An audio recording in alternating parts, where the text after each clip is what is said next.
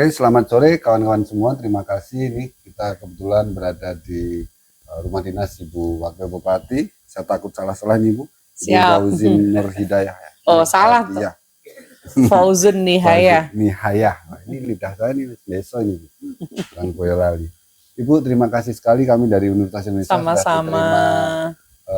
Untuk silaturahmi ya di rumah kediaman Ibu. Sebelumnya kami memperkenalkan diri, saya Kristianto dari salah satu ketua tim di Ekspedisi Patriot dengan adik-adik mahasiswa dari Universitas Indonesia, ada juga alumni Bang Daris dan Kak Cikit yang ikut dalam Ekspedisi Patriot. Ada beberapa teman yang kebetulan tadi ada kegiatan jadi tidak ikut silaturahmi ke sini. Ibu, kami menjadi idola salah satu fans Ibu di media sosial sebenarnya karena jadi salah satu kenapa kita hadir di sini karena kami melihat sosok Ibu di kehidupan sehari-hari gitu yang begitu sangat dekat dengan masyarakat Papua atau masyarakat Ibu. Bagaimana pengalaman Ibu terkait dengan masyarakat Papua sendiri sampai Ibu memutuskan menjadi berkarir di dunia politik? Ya, hidup itu kan pilihan. Ya. Juga sebagaimana sebuah karir yang saya pilih ya. Saya sebetulnya keinginan saya dulu itu bukan menjadi seorang politisi, Mas Kris. Tapi saya ingin menjadi akademisi. Jadi saya tidak ada terlintas dalam benak saya itu saya ingin jadi anggota dewan, saya ingin jadi wakil bupati, itu tidak. Tetapi saya menjadi seorang dosen, saya ingin menjadi seorang pengajar. Tetapi ternyata rencana Tuhan itu kan berbeda dengan apa yang menjadi harapan kita. Nah, ya karena saat ini saya menekuni politik, ya mau tidak mau politik itu kan bukan soal hanya kekuasaan saja, saya memaknainya itu dulu ya. Tetapi bagaimana politik itu adalah pelayanan yang menjadi prinsip saya. Sehingga bagaimana saya juga harus selalu dekat dengan masyarakat, harus mau melayani. Jadi sebelum jadi wakil bupati kan saya jadi DPR Provinsi Papua, tapi waktu itu belum pemekaran, jadi masih Indo. Saya sudah biasa dekat dengan masyarakat saya, karena itu kembali ke memanai awal, politik itu bukan kekuasaan, tapi politik adalah pelayanan. Gitu. Iya, Ibu. Mana Papua Selatan khususnya Merauke ini kan wilayah yang relatif stabil secara politik ya Bu ya. Siap. Dan luar biasa karena antara masyarakat Nusantara dengan masyarakat asli Papua gitu ya, itu hubungannya sangat baik, bisa saling mendukung. Bagaimana Ibu terus bisa menjaga suasana itu agar masyarakat Papua khususnya Papua Selatan ini bisa terus berjuang bersama untuk meraih kesejahteraan ini? Ya, tentu yang kita lakukan adalah bagaimana terus membangun kesadaran bersama bahwa Merauke ini adalah rumah kita bersama yang harus kita jaga.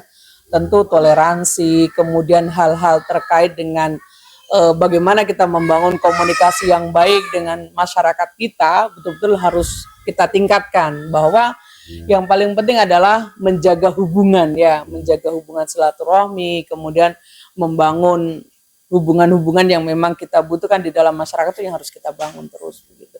Sehingga reaksi-reaksi yang mungkin di beberapa kabupaten lain tidak akan terjadi di sini karena memang kami terus mengedepankan rukun, guyup, saling menghormati. Merauke ini kan miniatur Indonesia.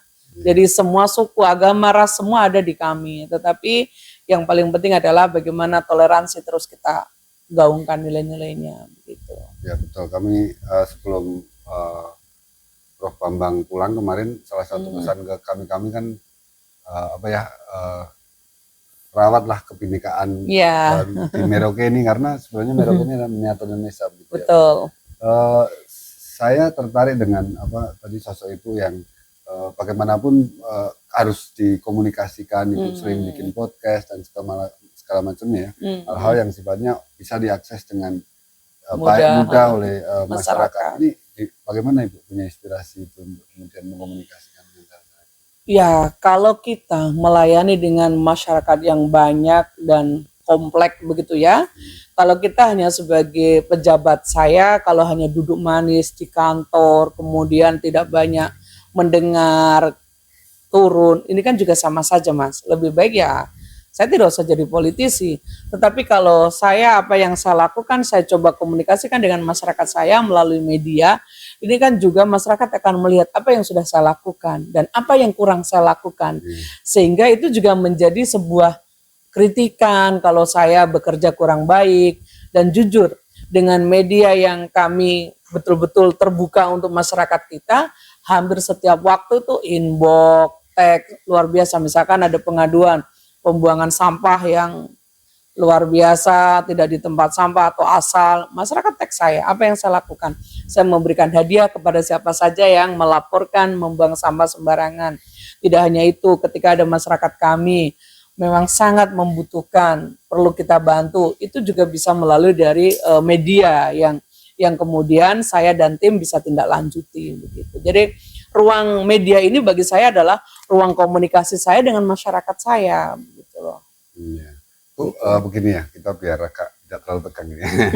Pertama begini, kemajuan satu wilayah itu tidak bisa lepas dari investasi, masuknya investasi ke satu wilayah. Ya, tetapi seringkali investasi itu juga meminggirkan masyarakat lokal.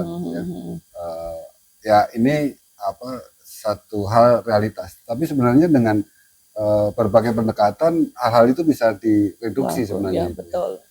Tapi itu kan butuh keberpihakan, ya butuh kepercayaan. Ya, literasi yang kita harus jelaskan dengan baik, pengetahuan literasi ke masyarakat kita. Ya, untuk di Papua Selatan khususnya di Merauke itu tantangan itu kan ada ya. Bagaimana sebenarnya tadi mohon izin investasi itu masuk, tetapi resistensi masyarakat juga ada, tapi resiko terhadap terpinggirkannya masyarakat itu juga ada gitu kalau kita lihat. Bagaimana Ibu?